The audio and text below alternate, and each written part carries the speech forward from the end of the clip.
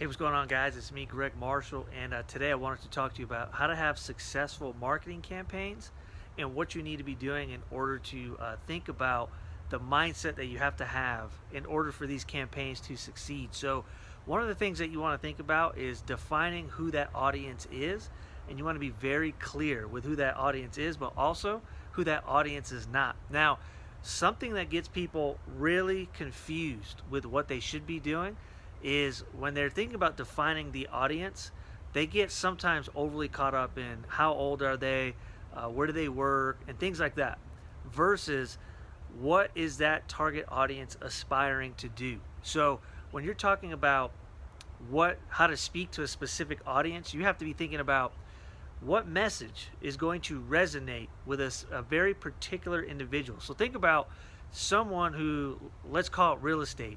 Let's say someone in the real estate industry really wants to increase their sales and sell more homes. Well, in order to create strong messaging, what you have to do is think about, well, what does the person that would buy a home or sell a home, what do they need? What kind of messaging do they need to hear in order to know that I'm the right person for them? And that's where a lot of people get confused or stuck, is what should my message be? So here's an easy way to break it down. First, think about all the pain points, all the problems, and all the things that are frustrating or irritating or what keeps the potential customer up late at night. So essentially think about what is stressing out your target audience and go ahead and write that down. Once you write that down, the next thing you want to think about is what are they aspiring to do? So like, for example, if they're trying to sell a home or buy a home, it's not because they just want a piece of land. It's because they have a goal. Maybe it's fulfilling a dream that they had. Maybe it's building the future with their family, or maybe it's getting rid of the past. But what you have to be thinking about is you're not just selling a home. You're selling an aspiration, something that someone's either trying to work towards or get away from. And so if you think about it from that perspective, then you create messaging that speaks to the individual and their particular pains, and then also you transition to where they want to be. And that's a part where a lot of people miss, is they either talk too much about the pain or they talk too much about where they want to be, but they don't do both. And if you do both, then you're going to be able to essentially put the person on the roller coaster that they need to be put on in order for them to make a decision and to realize what they're trying to do. Okay? Because a lot of times people they have this internal thought of what they're trying to do and what they're trying to accomplish, but then they forget what it is. So your job as a marketer is to bring that up and to remind them why they want to sell a home, why they want to buy a home, why they want to buy your product or service. And you have to create messages that are going to help them understand both the pain points and then what they're aspiring to.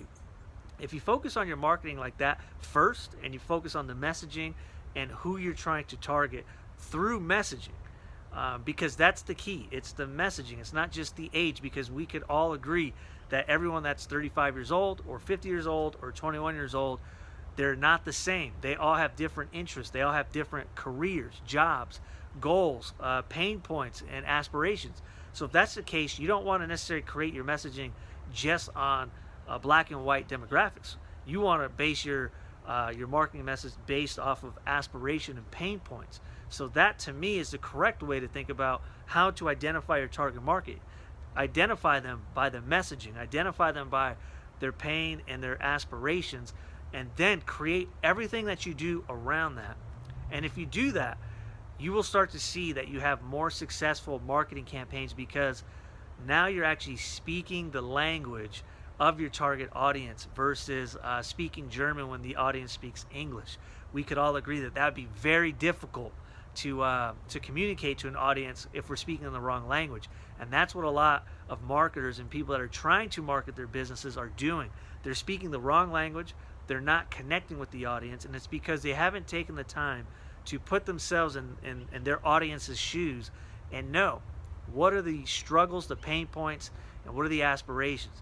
If you focus on that, then and only then do you start thinking about, how will I distribute this message? Now, there's social media paid ads, there's influencer marketing, there's email marketing. What you want to do is figure out how can you get enough volume with your message so that it can make an impact. So choose a platform, or you could even choose a couple different platforms.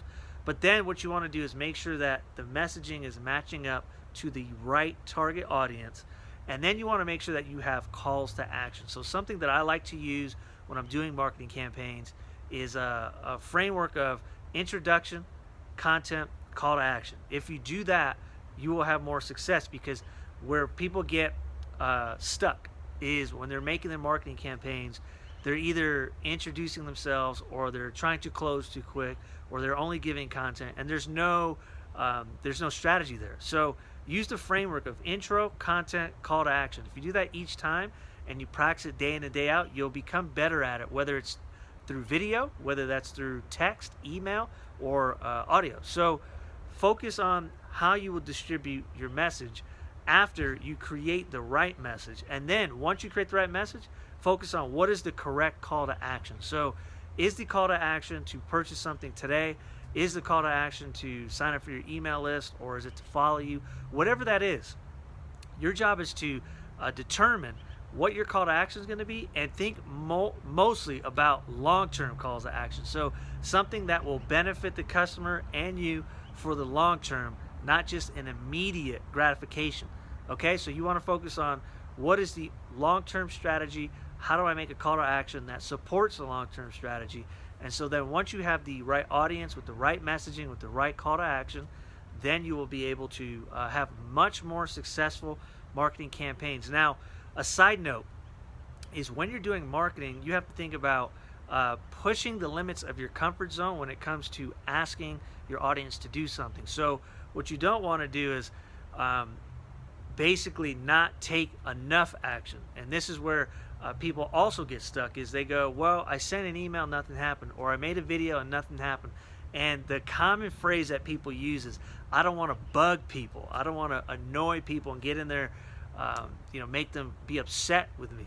And the truth is, that's much harder to do than you think, because people need to see you a lot in order to take an action. They need to hear enough messaging. They need to be convinced. They need to be persuaded.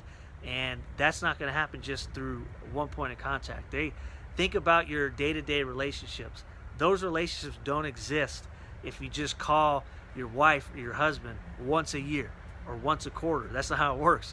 You have to have a consistent communication, a consistent flow in order for someone to feel tied in with you. So focus on taking more action, getting a little bit outside of your comfort zone when it comes to what you're doing, and then you'll be able to see much greater marketing campaigns. So if you like this video, like, subscribe, share, comment, do all that. And once again, I'm Greg Marshall, and I will talk to you guys later.